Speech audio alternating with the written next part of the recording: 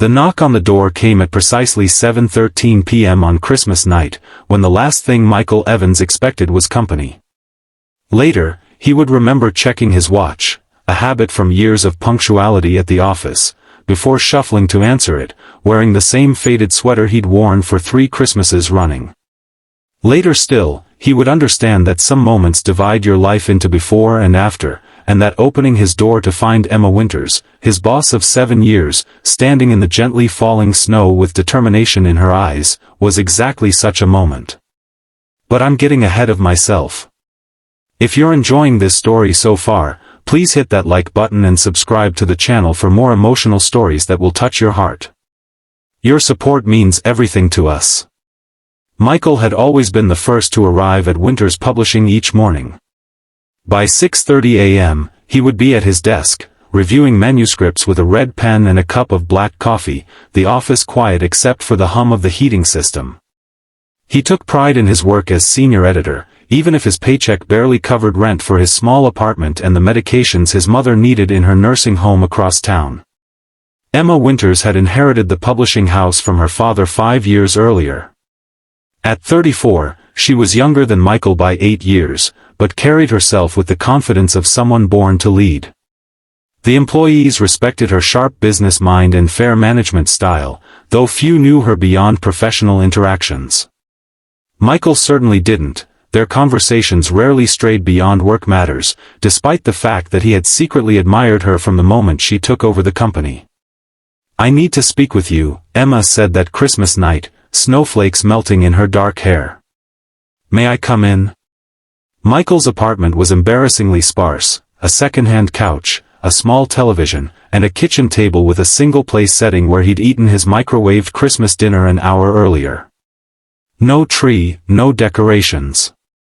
His mother's illness had drained his savings, and holiday cheer seemed an unnecessary expense.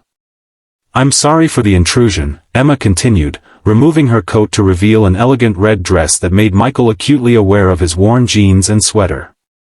"But there's something I've needed to say to you for a long time, and I couldn't wait until after the holidays."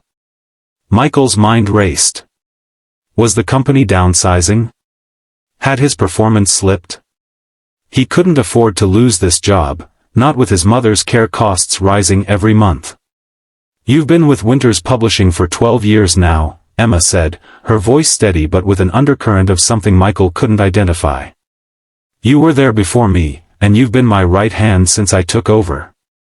"Yes," Michael replied cautiously. "I've always been grateful for the opportunity." Emma took a deep breath. "I know about your mother's condition. I know you've been sending most of your salary to cover her care.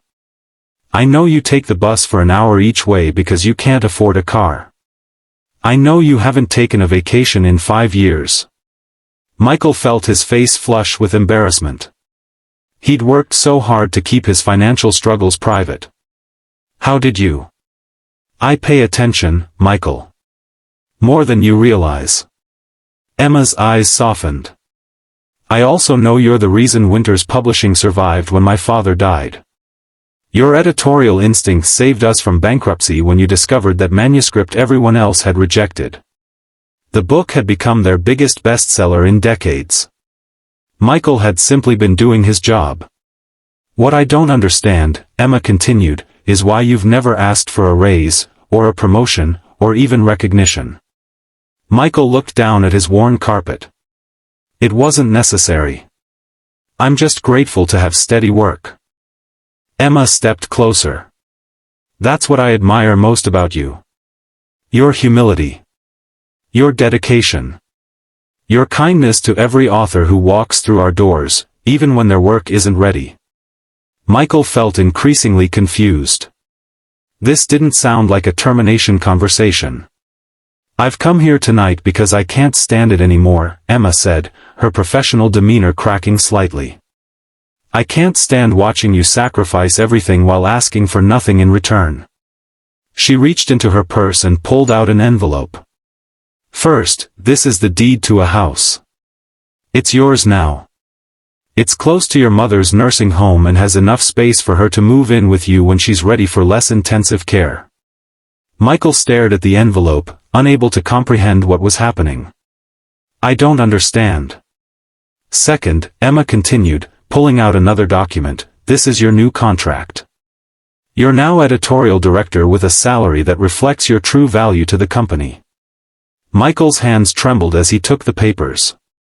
Ms. Winters, Emma, I can't accept this. It's too much.